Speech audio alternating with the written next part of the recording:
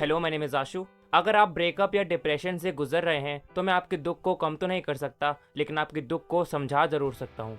उस एक इंसान के आपकी ज़िंदगी में आने से आपको ऐसा क्या मिल चुका था कि उसके जाने से आपकी ज़िंदगी बिल्कुल ख़त्म सी हो चुकी। फिर चाहे वो कोई रोमांटिक रिलेशनशिप हो, कोई फ्रेंडशिप हो या फिर कोई इंसान जिसे आप बेहद ही चाहते थे। लेकिन ये दर्द क्यों होता है और ये ख़त्म क्यों नहीं होता?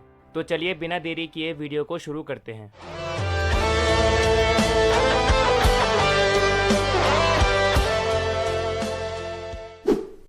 तो शुरुआत होती है मुलाकात से, जब आप उस इंसान से पहली बार मिलते हैं और आपकी उसके साथ पहचान बढ़ती है। उस वक्त आपके दिमाग में कई सारे चेंजेस होते हैं। आपका दिमाग फील गुड हार्मोन्स जैसे कि डोपामिन को रिलीज करता है और उस इंसान के दिमाग के साथ सिंक्रोनाइज होता है, जिससे आप एक दूसरे को समझ पाते हो और आपका उस फ्रेंड के साथ एक रिश्ता सा बन जाता है। लेकिन अगर वो रिश्ता कोई रोमांटिक रिलेशनशिप हो तो केस बिल्कुल बदल जाता है, क्योंकि प्यार आपको both mentally and physically affect करता है।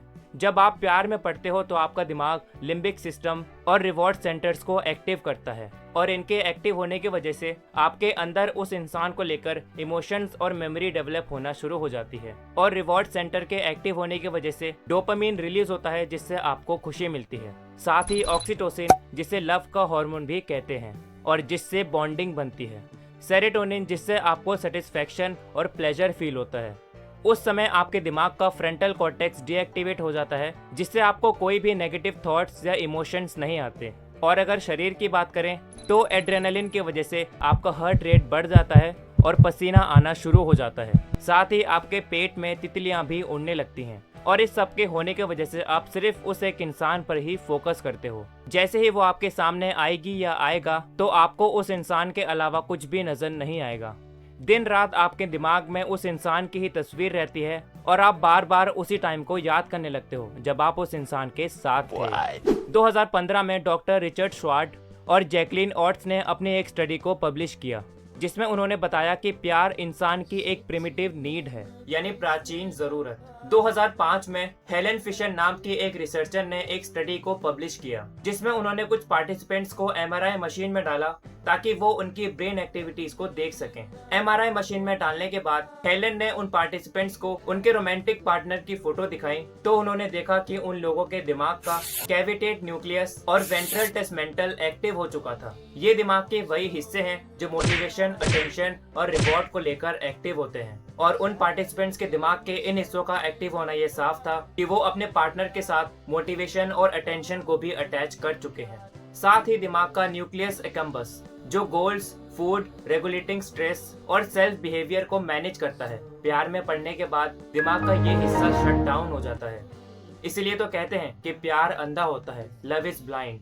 जब आपके पार्टनर के साथ आपके रिलेशनशिप बहुत आगे तक पहुंच जाते हैं, यानी फिजिकल टच, किस या फिर सेक्स, इन फिजिकल इंटरेक्शन के समय sensory motors, reward system, brain stem, frontal cortical, इन सभी की एक्टिविटी बहुत ज्यादा बढ़ जाती है, जिससे दोनों ही पार्टनर्स की बॉन्डिंग एक दूसरे के प्रति और भी ज्यादा बढ़ जाती है, जैसे किसी रस्सी के एक एक धागे को किसी दूसरी रस्सी से जोड़ दिया हो। लेकिन जब ये बॉन्डिंग अचानक से टूट जाती है तो एक इंसान का क्या हो सकता है? कोई ऐसा मैसेज जिसे पढ़ते ही आपकी धड़कनें तेज हो गई हो, या फिर ऐसी कोई बात जिसे सुनते ही आप अंदर से टूट चुके हों।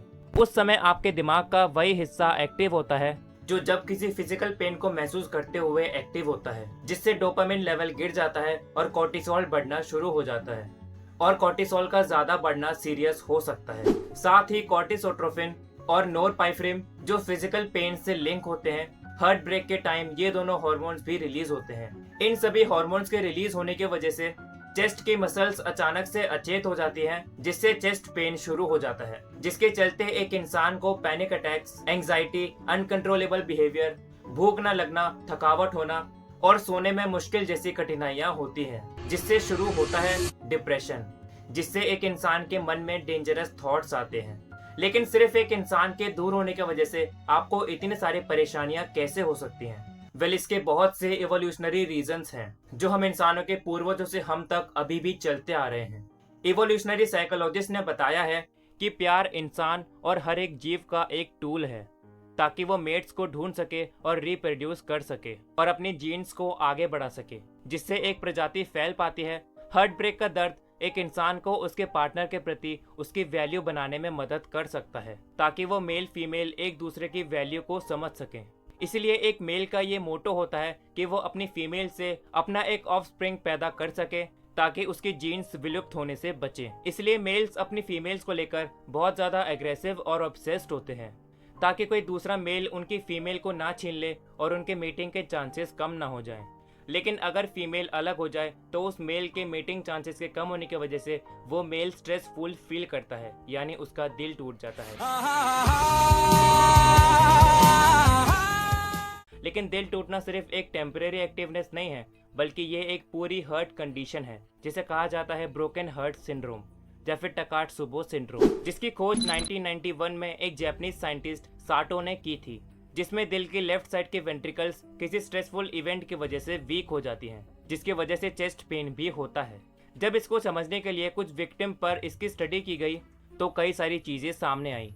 ब्रोकन हार्ट सिंड्रोम के एक पेशेंट के खून में कार्डियक एंजाइम्स कई हाई लेवल पर होते हैं। कार्डियक एंजाइम्स वो प्रोटीन्स हैं जो दिल के स्ट्रेसफुल या डैमेज होने की वजह से खून में रिलीज होते हैं। ईसीजी में पता चला कि इस कंडीशन में दिल कभी ज़्यादा तेज़ तो कभी ज़्यादा धीरे धड़कता है।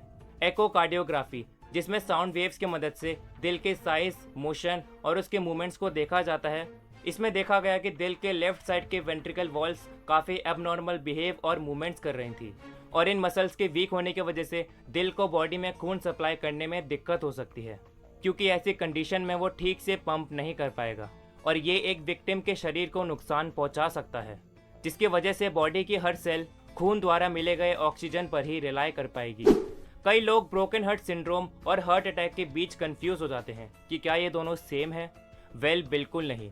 हार्ट अटैक तब होता है जब दिल की आर्टरीज पूरी तरह से ब्लॉक हो जाती हैं। ब्रोकन हार्ट सिंड्रोम में ये आर्टरीज ब्लॉक तो नहीं होती, लेकिन इनसे फ्लो होने वाले खून का फ्लो थोड़ा कम हो जाता है। हार्ट अटैक तो एक इंसान को पल भर में ही मार सकता है, लेकिन ब्रोकन हार्ट सिंड्रोम एक इंसान को पल पल मार सकता है।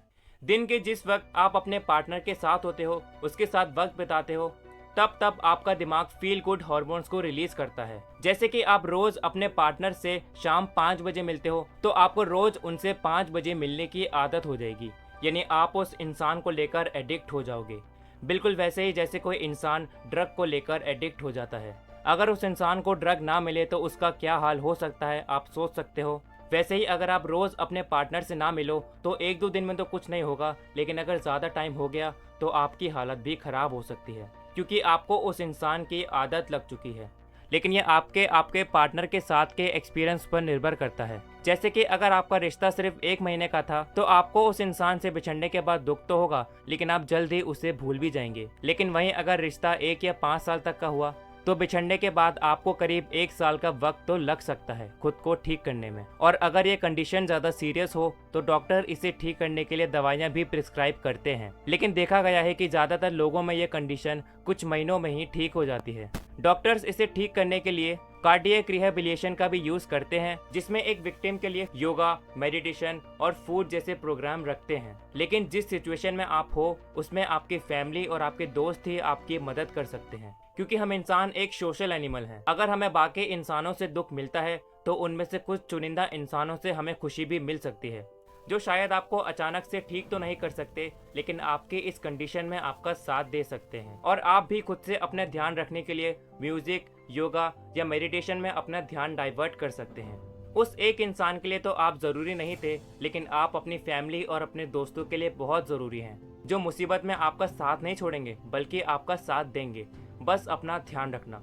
B scientific, be curious and thanks for watching.